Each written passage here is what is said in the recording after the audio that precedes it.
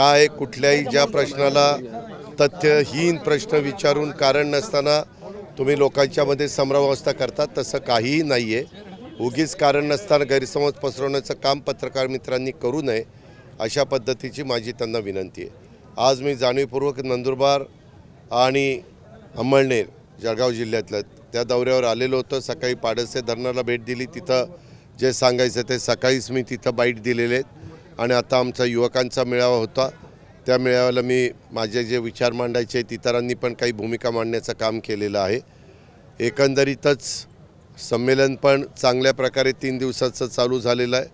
त्याचं उद्घाटन सुमित्राताई महाजन यांनी त्या बाबतीमध्ये केलेलं आहे आणि माझा नेहमीच प्रयत्न असतो साहित्य, कला, संस्कृती, क्रीडा याही क्षेत्रामध्ये राज्यामध्ये वेगवेगळ्या भागात अशा प्रकारचे कार्यक्रम झाले पाहिजे आणि त्याच्यातून त्याही क्षेत्रामध्ये काम करत असणाऱ्यांचं जे काही त्यांच्या अंगामध्ये गुण आहेत ते गुण समाजाच्या पुढं कसे येतील, त्यांचे विचार समाजाच्या पुढं कसे येतील याबद्दलचा प्रयत्न हा वेगवेगळ्या संस्था करत असतात आणि त्यांना राज्य सरकार मदत करत असतं त्या आणि अशा प्रोत्साहन पण देत असतं।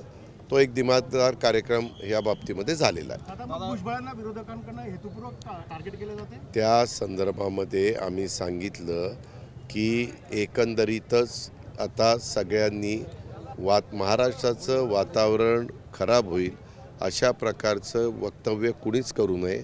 महाराष्ट्राने नेहमी सुसंस्कृतपणा जपलेला आहे, तो आपल्याला स्वर्गीय यशवंतराव चव्हाण साहेबांनी शिकवलेला आहे, ती आपल्या महाराष्ट्राची परंपरा आहे। कुणी आरे म्हटलं की दुसऱ्यांनी कारे म्हणायचं, ह्याच्यातून तुम्ही पण पत्रकार मित्र तेच प्रश्न विचारत बसतात। वास्तविक इतर अनेक महत्त्वाचे प्रश्न आपल्या सगळ्यांच्या समोर आहेत आणि मी नेहमी हे जे काही वाचाळवीर काही बडबडत असतात, जर कुणी कुणाच्याबद्दल चुकीचं बोललं तर ते समाजाला पण अजिबात आवडत नाही। समाज पण शांत बसून ह्याची नोंद घेत असतो आणि म्हणून एकंदरीतच सर्वांनीच कुठल्याही बाबतीमध्ये काम करत असताना प्रत्येकाला संविधानाने आपली आपली भूमिका मांडण्याचा अधिकार डॉक्टर बाबासाहेब आंबेडकरांनी आपल्याला दिलेला आहे संविधानाच्या माध्यमातून, परंतु त्या अधिकाराचा वापर करत असताना कुणाची मनं दुखवणार नाही। आपल्या मनामध्ये जो काही न्याय कुणाला द्यायचा आहे तो न्याय कायद्याच्या नियमाच्या चौकटीमध्ये राहून कसा देता येईल अशा प्रकारचा प्रयत्न केला पाहिजे असं माझं स्पष्ट आहे। नंदुरबार जिल्ह्यामध्ये 3000 शेतकऱ्यांनी पपई आणि केळीचा विमा काढला होता, तो शासनाच्या याच्यात नव्हता। नुकसान झाल्यावरही त्या शेतकऱ्यांनी पैसे भरूनही त्यांना अजूनही मदत मिळालेली नाही। ही आपण मला माहिती दिलेली आहे। मी उद्याच्याला सोलापूर जिल्ह्याच्या दौऱ्यावर आहे, परवा दिवशी पण मी असंच कुठं बाहेर दौऱ्यावर आहे। मी सोमवारी कदाचित मुख्यमंत्री महोदय कॅबिनेट घेणार आहे, त्यावेळेस कृषी विभागाची ज्यावेळेस आम्हाला संपूर्ण पीक पाणीचा माहिती देतात। डिकले इथं कोण डिकले तू जवळ थांबत चल।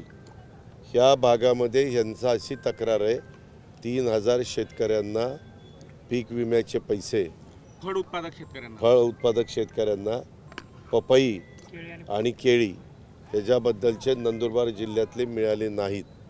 म्हणजे मी त्याच्याबद्दलची माहिती घेतो आणि कशा प्रकारे मदत करता येईल, मार्ग काढता येईल हा अवश्य आम्ही विचार करू। मी आपल्याला सांगू का, ह्या ज्या कारवाया आहेत त्या आज चाललेल्या नाही आहेत। जर कुणाच्याबद्दल काही वेगळ्या प्रकारची माहिती आली, काही सोर्समधनं त्यांना माहिती मिळाली तर आपल्या महाराष्ट्रामध्ये CIDला, पोलीस खात्याला, अँटी करप्शन ब्युरोला, EOWला ह्या वेगवेगळ्या आपल्या चौकशी करणाऱ्या ज्या संस्था आहेत पोलिसांशी संबंधित त्यांनाच चौकशी करण्याचा अधिकार आहे। GSTला पण त्यांच्याकडे काही माहिती आली तर बाबा ह्यांनी GST भरला की नाही हा बघण्याचा अधिकार आहे। एक्साईजच्याबद्दल पण तसंच आहे।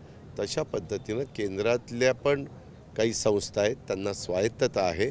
इन्कम टॅक्स असेल, ED असेल, त्याच्या संदर्भातल्या इतर वेगवेगळ्या CBI असेल, त्याच्यामध्ये अशा वेगवेगळ्या संस्था आहेत त्या त्यांचं काम करत असतात।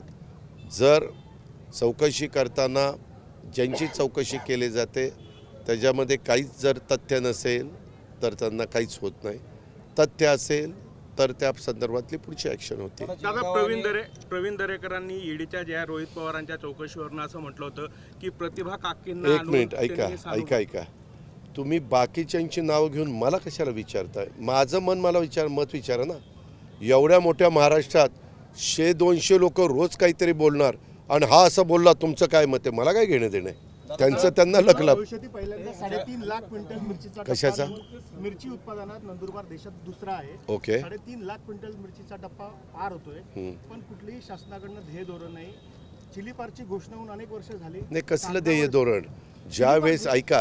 ज्यावेळेस एखादं पीक मोठ्या प्रमाणावर येत असतं, त्याच्यातनं मार्केट जर व्यवस्थित असलं तर शेतकऱ्यांना ते व्यापारी माल घेतात, माल घेऊन जातात. आत्ता पण मी तिथं बसलो होतो तेव्हाच मला एका माझ्या महिला भगिनीनं स्ट्रॉबेरी दिली. इतकं सुंदर आकर्षक अशा प्रकारचं पॅकिंग केलेलं होतं आणि त्यात स्ट्रॉबेरी होती. आपल्याला ह्याच्या आधी नेहमी स्ट्रॉबेरी ही फक्त महाबळेश्वरच्या परिसरात होती हे ज्ञात होतं, परंतु तसं नाही आहे. आपल्यातला शेतकरी त्यानं आधुनिक पद्धतीची शेती केली, नवीन तंत्रज्ञानाचा वापर केला तर तो काय करू शकतो ही अनेक उदाहरणं आपल्यासमोर आहेत. आत्ता आपण जे बोलताय, आम्ही ज्यावेळेस कॅबिनेटच्या निमित्तानं बसत असतो दर आठवड्याला, त्यावेळेस ज्या जिल्ह्यातनं येऊन प्रतिनिधित्व करत असतात मंत्रीगण, तिथल्या काही समस्या असेल तर त्या सांगत असतात. कधी काही तुमच्यासारखे पत्रकार देखील आम्हाला विचारत असतात, जसं मगाशी यांनी पपईचा आणि केळीचा प्रश्न उपस्थित केला. आता तुम्ही मिरचीचा केला आहे, आता त्यामध्ये तथ्य आहे का नाही ह्याची मी पडताळणी करून बघीन. प्रश्न विचारण्याचा जरूर तुम्हाला अधिकार आहे, परंतु त्याच्यातनं माहिती घेऊन शेतकऱ्याला मदत कशी होईल हे आमचं काम आहे सरकार म्हणून. ते काम पार पाडण्याच्या करता मी त्यामध्ये लक्ष घालीन. धन्यवाद.